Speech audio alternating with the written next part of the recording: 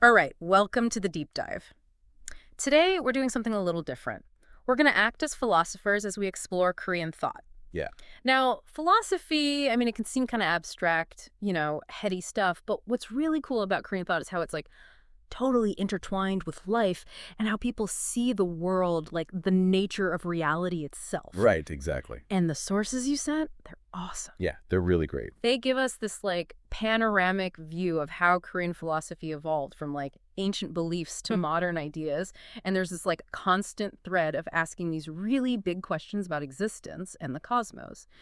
So what we're going to do in this deep dive is pull out like the really key ideas. Right. What makes Korean philosophy unique? What were these thinkers wrestling with? And, what can we like regular folks, interested in these ideas, what can we learn from all of this? Yeah. So if you're listening and you want to get a good grip on Korean philosophy, without like getting lost in the weeds, this is for you. Right. We're going to start from the very beginning. Okay. Like before there even was philosophy in Korea. Yeah. So where do we even begin with that? Well, before any formal philosophical schools developed, there was this really strong folk belief system called Mugyo. It's Korean shamanism. Okay, so like the OG Korean worldview. Pretty much. It was all about connecting to the natural landscape and the spirits that they believed lived in it. Spirits. Yeah, spirits, like animism. It's this idea that everything has a spirit. Mm-hmm. Rocks, trees, mountains, even like the weather. Whoa, so it wasn't just like people and animals, but like everything had a soul. Yeah, that's the idea. That's kind of trippy. It is. And some spirits were more important than others, like they had a bigger impact on people's lives. Like who? Well, there's the mountain spirit. People pictured him as this wise old dude hanging out with a tiger. Okay, a wise old dude with a tiger. I can see that. All right. And then there's Tokshing, this like hermit sage, and Chilshong, the spirit of the Big Dipper. So how do people actually like connect with these spirits? Ah, that's where the Mudang comes in. What? The Mudang. They were the shamans. They were like the bridge between the human world and the spirit world. So they could talk to the spirits. Yeah. Through rituals and stuff, they'd communicate with the spirits, ask for favors, healings, that kind of thing. So spirits were a big part of everyday life. Oh, absolutely. And there's this other important figure, too, the Lord of Heaven. The Lord of Heaven. Yeah, also called Hanulim or Huanan, Agin. this supreme deity. Yeah. He shows up in all these creation myths. Okay, so the shamanism thing, it wasn't exactly philosophy, right? Not in the formal sense, no. But it had to lay some groundwork for, actual philosophical thinking. You got it. So, for example, they're thinking about spirits causing things to happen. Okay. That's getting at the idea of causality, like cause and effect. Yeah. And spirits being in everything, that kind of hints at panpsychism. Pan what? Panpsychism. It's this idea that mind or consciousness is a fundamental part of reality. Whoa. Yeah, it's a wild idea. And then there's cosmogony, explaining the origins of the universe, which, they did through these myths about powerful spirit beings creating everything. So they were asking these big philosophical questions, but through a more like spiritual lens. Exactly. They were working with what they had. Okay, that makes sense. Now, I want to talk about a big turning point. When Buddhism arrives in Korea. Yeah, it's a game changer. Now, I've heard Korean Buddhism has some pretty unique features. Yeah, definitely. Can you tell us more about those? One of the most foundational ideas in Korean Buddhism is this concept of mu. Mu, what's that? It's often translated as nothingness. Nothingness, so like emptiness. Yeah, but not like a plain void. It's more like the source of everything. Huh. It's connected to the Buddhist idea of emptiness, or sunyata, and the idea of interdependent co-origination, which means nothing exists on its own, Everything is connected. Okay, so mu is like the potential for everything. Exactly. It's like the driving force behind all of creation, like this constant flow of change and becoming. So it's not passive nothingness, but like active potential. Exactly. And Korean Buddhism puts mu before being. Before being. Yeah, like being, existence, is seen as a manifestation of mu. That's like a totally different way of looking at things. It is. We usually think of existence as the starting point. Right, but it's like saying potentiality comes first. Whoa. So how does this idea of mu play out in other Buddhist doctrines in Korea? Well, you see it in the idea of one mind, two gates. Okay.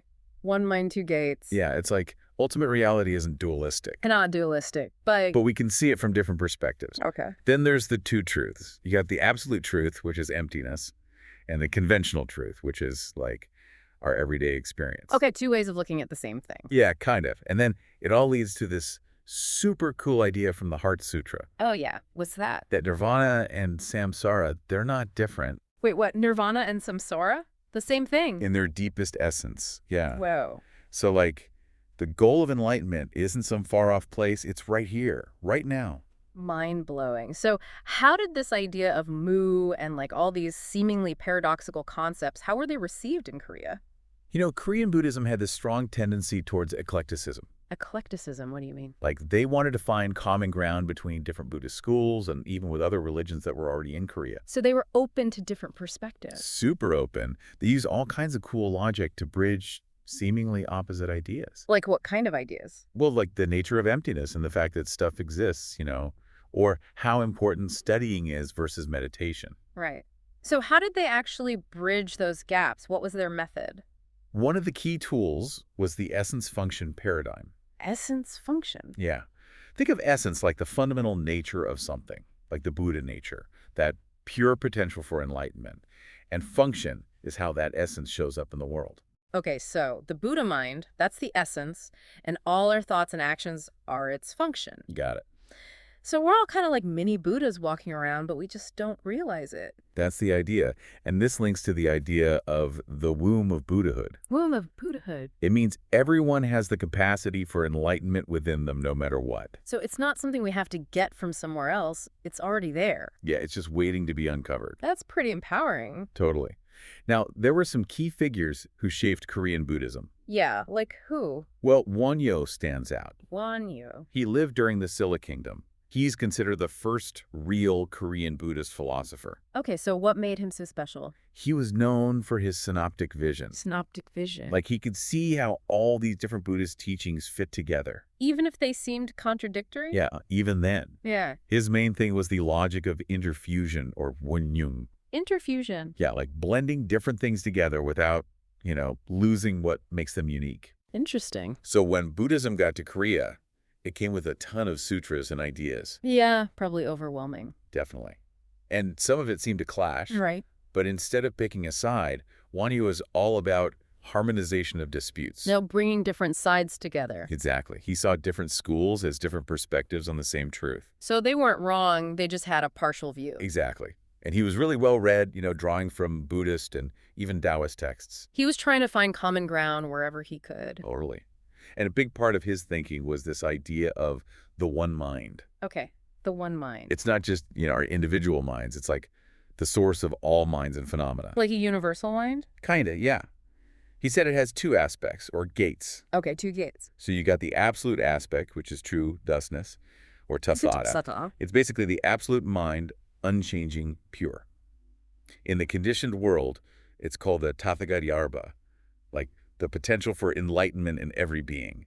Okay, that's one gate. What about the other? The conventional aspect, Yes. it's the world of samsara, birth, death, rebirth. Our minds are caught up in all that. Delusion and all that. Yeah, and this gives rise to the Alaya-Vichana. The Alaya-Vichana. It's like the storehouse consciousness where all our past experiences are stored, shaping our future. Interesting. But here's the cool thing. Wonyo said, this storehouse consciousness is not fundamentally different from the Tathagatagarbha. So our everyday mind, even though it's caught up in delusion, still has the potential for enlightenment. Exactly. So enlightenment is uncovering what's already there. You got it. He called this original enlightenment Ponbak. Pongak. And he contrasted it with acquired enlightenment, which is more gradual, like a seed growing to a tree. So there's the flash of insight and then the ongoing process of growth. Right. That makes sense. Wonyo was laying some serious groundwork here. He really was. What about other big thinkers in Korean Buddhism? Well, there's Visang. Visang. He's from the Silla Kingdom, too. And he's considered the founder of the Korean Fa School. Okay, the Hwasham school, what were they all about? Their big idea was perfect interfusion, also called Wing-Yung. Perfect interfusion. That sounds like Wonyo's ideas about interconnectedness. Yeah, it's definitely related. So what do they mean by perfect interfusion? It's this idea that everything is connected and interpenetrating, like even though things seem different, they're all part of this unified whole. Like everything reflects everything else. Yeah, exactly. And the Hwa School had this cool diagram called the Ocean Seal Diagram. Ocean seal diagram. Like the name. It's this intricate diagram that symbolizes the Dharma realm, like the totality of reality. Okay. And it shows how everything is interconnected and empty of inherent self-nature. So things are empty, but they're also connected. Yeah, it's a paradox. It's a lot to wrap your head around. It is. And they also talked about the 6 marks, or 6 aspects. 6 marks? Yeah, it's about how reality has these seemingly contradictory aspects. Oh. Universality and particularity, sameness and difference, Okay. They're all happening at the same time. So the diagram is a visual representation of this complex idea of perfect interfusion. Yeah, it's pretty awesome. Definitely a cool way to try and understand these ideas. Now, we've also got Wan Chup in the mix. He was actually active in Tang, China. Right. He was from Silar, but spent a lot of time in China. What was his contribution to Korean Buddhism? Well, he was a big deal in the Yogacara school, which is all about consciousness. Okay, consciousness only. Yeah, basically. He was a student of Xuanzang. Xuanzang. Yeah, the famous Chinese monk who went to India and brought back tons of Buddhist scriptures. Oh, yeah, I've heard of him. So Xuanzang taught about these 5 different spiritual lineages. 5 lineages. Yeah, but that seemed to contradict the idea of everyone having Buddha nature. Okay, so there was tension between these ideas. Definitely. And Wan Chuk's big project was to reconcile them. How did he do that? He said Buddha nature is a fundamental principle, like the ultimate truth. Okay. But the 5 lineages are more about practice, like where people are at on their path to enlightenment. So even if someone isn't in the most, advanced lineage, they can still reach enlightenment. That was his idea, yeah. He was trying to make space for both ideas. Sounds like he was doing some seriously deep thinking. Oh, yeah. He was a sharp guy. Now, moving on to the Kori dynasty, there's Chinul, who founded Sun Buddhism in Korea. Sun Buddhism? That's Zen Buddhism, right? You have the Korean version. Cool. So what made Chinul such a key figure?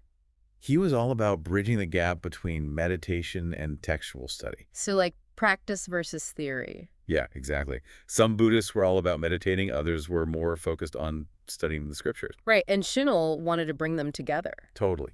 He wrote a lot, and he also developed some cool new meditation practices. Like what?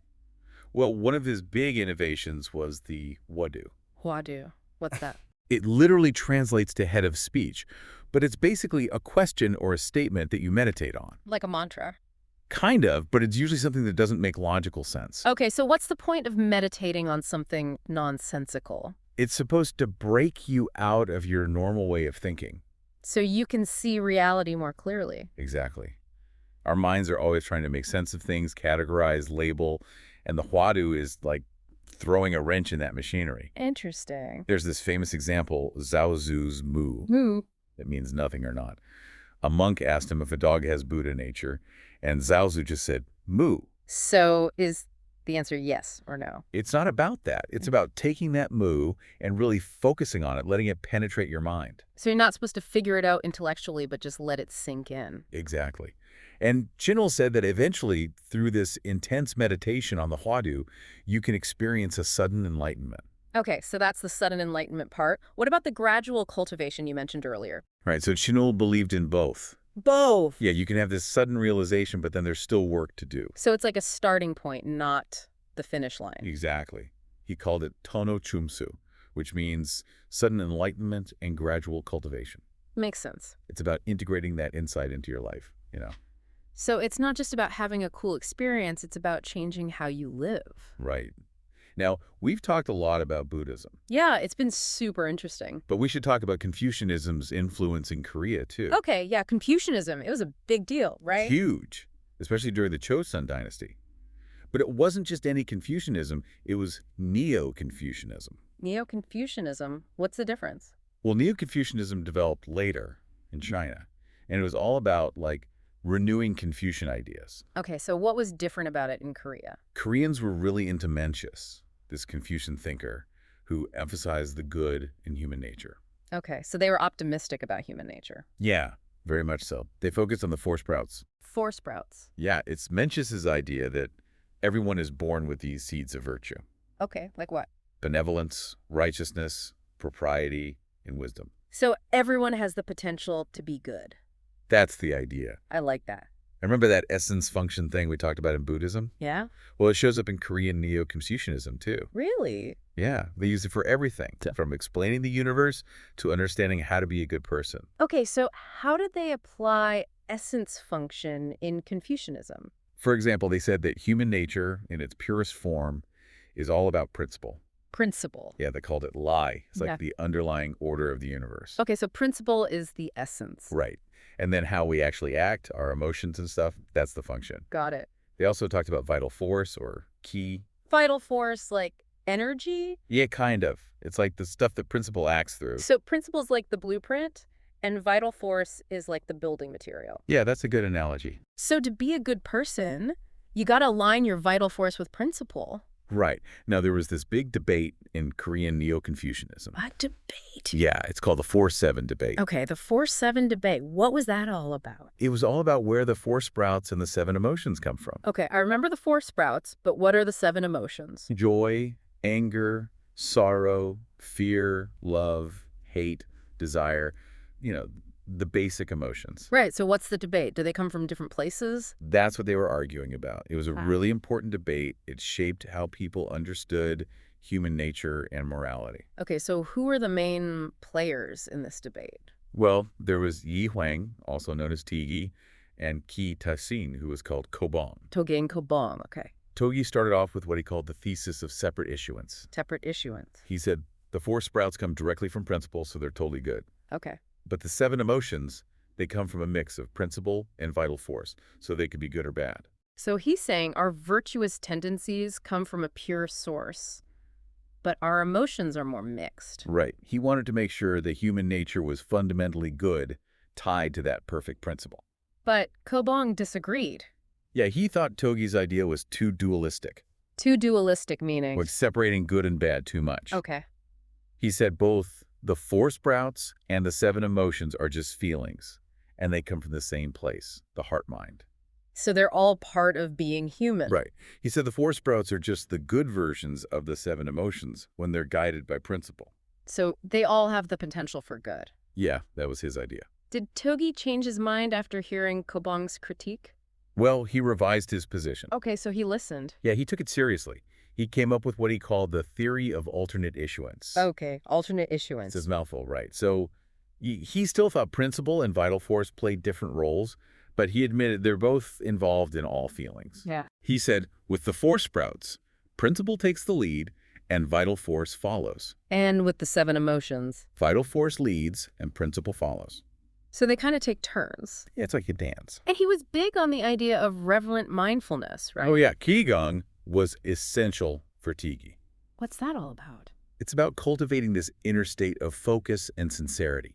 It helps keep your vital force in check and nourish your good nature. Sounds like intense self-discipline. It is. It's not just about acting properly on the outside, but also about cultivating the right mindset internally. So is that the end of the debate? Oh no, it kept going. Yeah. Later on, Yi, also known as Yulgok, jumped in. Another big name. What did Yulgok think about all this? He had his own take. He was arguing with Songan, who was sticking to Tugi's side. Okay. Yulgok was like, no, the 4 sprouts are just the good aspects of the 7 emotions. So he was closer to Kobong. In a way, yeah. He didn't think principle and vital force were so separate. He said principle is everywhere, like pervading everything. And vital force. Vital force is what makes things specific, gives them boundaries. He said principle needs vital force to actually do anything. Like a rider and a horse. Yeah, that's a good way to put it. So they need each other. Totally. And Yulgok was big on integrity, too. Integrity? Yeah, Shang. He said it's about keeping your vital force balanced and letting your mind, which is where principle resides, guide you. So it's about living in a way that aligns your actions and your values. Exactly. And this debate, it kept going, Oh, really? Yeah, there was the Horak debate and the Simshil debate. Wow. They were really into this stuff. Oh, yeah, it shows how deep they went with these ideas. But, things started to change in the late Chon period. Change how? Well, there were some big crises, like the Japanese and Manchu invasions. Yeah, those must have been rough. They were devastating. People started questioning the relevance of traditional Neo-Confucianism. Like, it felt too abstract in the face of real-world problems. Yeah, exactly. And that's when we see the rise of practical learning. Practical learning. They called it Silhak. These scholars were all about practical solutions, making people's lives better. Sounds more grounded. Totally. They emphasized observation, critical thinking, and applying knowledge to solve problems. Okay. Some big names were Yu Haiguan and Yi Ik. They weren't into all the metaphysical debates. They wanted to see results. So a shift from abstract philosophy to practical application. Right. And then there was the Northern Learning School. Northern Learning. Yeah, they were looking to King China for inspiration. Why China? China was doing well economically and technologically at that time. Oh, I see. They wanted to learn from their success. Makes sense. Some key figures were Hang Taiyang, Pak Chi-wan, and Pak Chika. They were all about reform and modernization. So a more outward-looking approach. Definitely. And then we have Chung Hyak-yong, also known as Tasan. Tasan. He was a huge critic of traditional Neo-Confucianism. Okay, so he was shaking things up. Big time. He really dismantled the principal vital force paradigm. He thought it was outdated. He thought it couldn't explain how humans actually experience the world, like our emotions and choices. Interesting. And he was influenced by Jesuit scholarship. Jesuit, like Catholic. Yeah, Western ideas were starting to trickle in. Okay. He took some of those ideas and created his own unique system. So a real blend of East and West. Totally. He shifted the focus from principle to inclination. Inclination. He called it kiho. It's like our natural tendency to like good and dislike evil. Okay, so it's built into us. That's what he thought. He Yeah. said we have this power of autonomy. So we can choose between good and evil. Exactly. And he also emphasized intelligence, using our minds to make good choices. So it's not just about following rules, but about understanding and choosing what's right. You got it. And his idea of God was different too. How so? Instead of the impersonal principle, he talked about the Lord on high, or Sangje. So a more personal God. Yeah, a God who's actively involved in the world. It's interesting. So it sounds like this late Chos period was a time of real intellectual change. Oh yeah, there was a lot of ferment. And our sources mention a growing emphasis on vital force. Oh, right. Some philosophers like Shuk Jingduk, also known as Hwaram, had been pushing for that earlier. Okay. He thought vital force was fundamental to how everything is connected. And this idea gained traction in the late Chosun period. Even Yulgok was influenced by it. Okay, so this idea was getting popular. Definitely. Hang Taeyong, the Northern Learning guy. Yeah. He made a whole cosmology based on vital force. He even used it to argue for equality between all things. Wow, radical. It was. And Zhou Hongyi, he went even further. He basically said principle is just part of vital force, not a separate thing. Okay. And he talked about unhua, this idea of constant change and transformation in vital force. So everything is in flux, constantly changing. Yeah, that's the idea. And this emphasis on vital force, it kind of culminates with Choshu, right? Exactly. He started the Tongak movement. Somehow. It means Eastern learning. It was a new religious movement, really unique to Korea. Okay. He talked about supreme vital force, or cheek. Supreme vital force. Yeah, it was his idea of ultimate reality. And he mixed it with shamanism, Taoism, and even the idea of a personal god, like Tazan. So he was bringing together all sorts of different ideas. Totally. He was responding to everything that came before him, all the intellectual debates and the changing times. Sounds like a truly Korean synthesis. So how does all of this flow into modern Korean philosophy? Well, the 20th century brought Western philosophy in a big way. Like what kind of philosophy? All kinds. German idealism, Marxism, phenomenology, existentialism, analytic philosophy. Well, that's a lot to take in. It was. But Korean thinkers didn't just adopt these ideas wholesale. Okay. They tried to integrate them with their own traditions, especially Confucianism and Buddhism. So finding a balance between East and West. Right. And there were some really cool thinkers who did this, like Yu Yung Mo, who was called Task, and his student, Ham Shuk. Okay, Tas and Hamsurk, what were their big ideas? Tux did this amazing thing. He identified the Christian God with the Buddhist concept of Mu. Wow, that's bridging a huge gap. It is. He saw them as two ways of talking about ultimate reality. Fascinating. He also had this theory of the self with three parts: bodily, mental, and spiritual. Okay. And he said the goal is to unite your spiritual self with Hananimu, which was his name for this ultimate reality. Interesting. What about Hamsurkum? He developed a whole philosophy of history centered on the Sayal. Sayal. They're like the nameless masses, the everyday people who drive historical change. He saw them as having this spiritual destiny. So he was looking at history through a spiritual lens. Yeah, very much so. And what about Buddhism in modern Korea? What happened there? They got involved in social change. Really? Yeah, they emphasize equality and social justice. There was Han Young.